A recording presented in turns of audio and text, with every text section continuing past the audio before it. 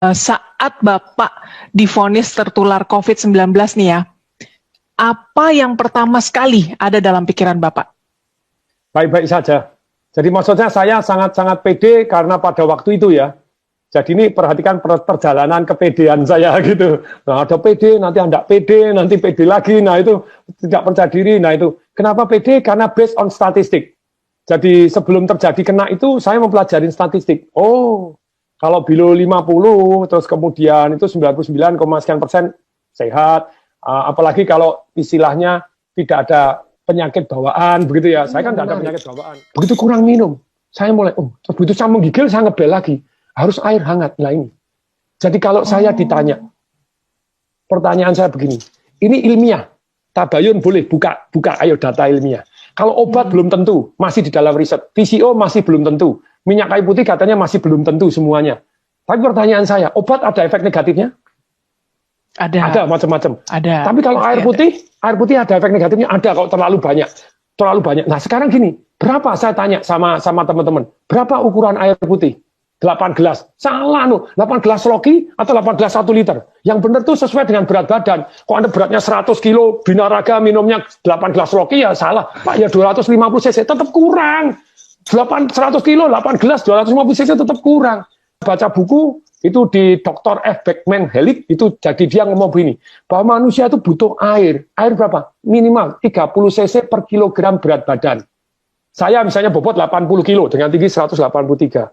Bukan 8 gelas, yang benar 2,4 liter, 30 cc kali kilogram per berat badan. Pertanyaan saya, betul nggak kalau kurang air, ayo para dokter, para ilmuwan, kalau kurang air 4% Anda lemes, kurang 7% Anda sakit. Ayo mari kita buka, cari data, cari buku boleh. Kurang 20% Anda mati. Dalam hidup ini semua boleh kurang 20%. Mati, Anda kurang 20% apapun boleh, kurang protein, kurang kalsium, kurang oksigen 20% Anda masih hidup. Tapi kurang air 20%, you die. Pertanyaan saya, kenapa di rumah sakit tidak diwajibkan minum? Halo rumah sakit, ini penting sekali. Kenapa tidak diwajibkan minum? Lupa tuh kan harusnya minum sadar sendiri, tidak bisa. Saya ini tidak punya pengalaman sakit, saya diinfus. Karena diinfus saya pikir tidak perlu minum. Jadi saya merasa kondisi saya drop luar biasa karena kurang air. Nah sekarang kan sudah ada penelitian bahwa ternyata kalau yang namanya orang kena COVID itu darahnya mengental, makanya dikasih heparin, dikasih aspirin. Kenapa kasih dikasih heparin? Suruh minum, woi. Wajibkan minum, diukurin, air hangat.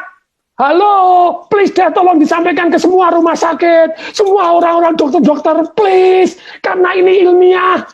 Anda bilang kalau PCO belum terbukti obat-obat, Actemra apakah pasti saya dikasih Actemra, 1 suntikan 12,9 juta. Ternyata saya baca, betul itu menurunkan inflamasi. Tetapi kalau Anda kena pneumonia, kena TBC, kena itu mati loh.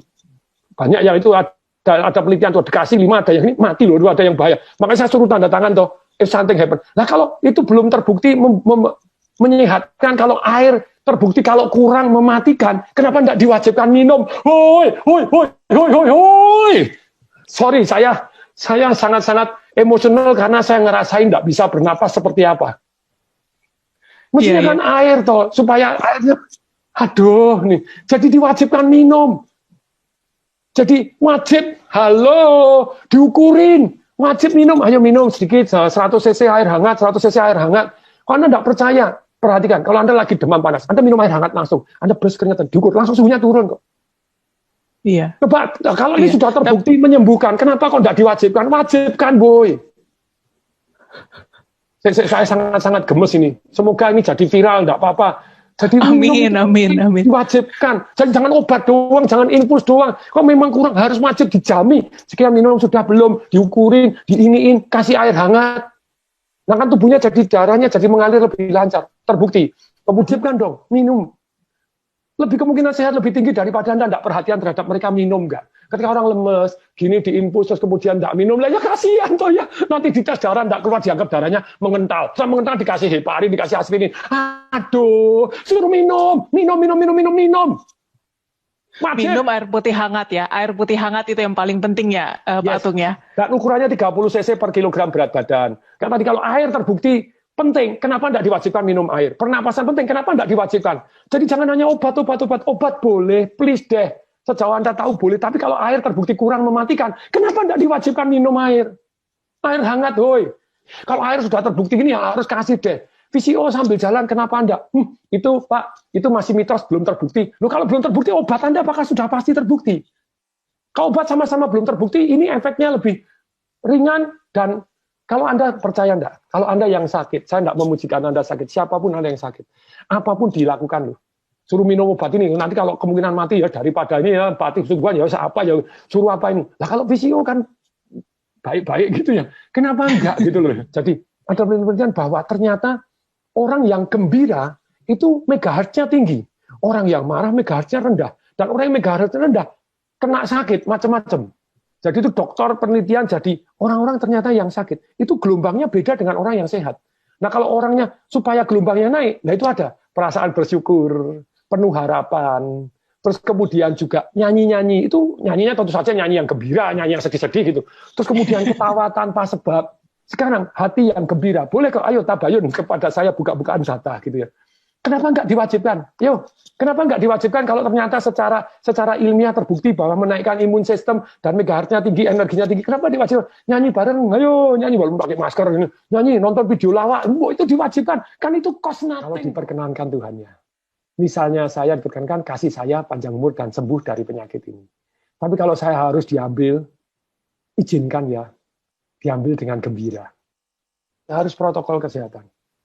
Ya, Iya. itu dari saya. Iya. Baik Pak Tung, terima kasih banget Pak sudah mau sharing sama Tagar TV. Sehat terus Bapak, dan semoga kisah ini bisa memotivasi mereka yang sedang berjuang melawan corona ya Pak ya. Ya. Salam dahsyat. Salam dahsyat.